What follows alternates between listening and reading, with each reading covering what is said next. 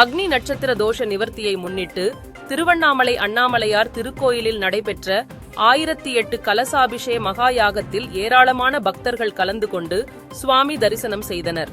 ஆண்டுதோறும் அக்னி நட்சத்திரம் தொடங்கிய நாள் முதல் நிவர்த்தி அடையும் நாள் வரை திருவண்ணாமலை அண்ணாமலையார் திருக்கோயிலில் அண்ணாமலையாருக்கு வெயில் தாக்கம் ஏற்படாமல் இருக்க தாரா அபிஷேகம் நடைபெறும்.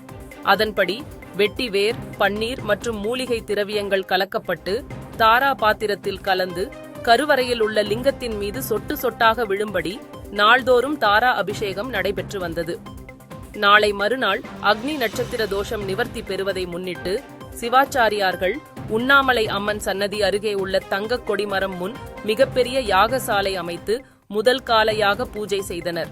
நாளை காலை 2ஆம் கால யாக பூஜையும் இரவு 3ஆம் கால யாக பூஜையும் அதனைத் தொடர்ந்து அண்ணாமலையார் மற்றும் உண்ணாமுலை அம்மனுக்கு கலசாபிஷேகமும் வெகு விமரிசையாக நடைபெற உள்ளது. முன்னதாக இன்று சிவாச்சாரியர்கள் வேத மந்திரம் முழங்க 1008 கலசாபிஷேக மகா யாகம் சிறப்பாக நடைபெற்றது. இதில் ஏராளமான பக்தர்கள் கலந்து கொண்டு சுவாமி தரிசனம் செய்தனர்.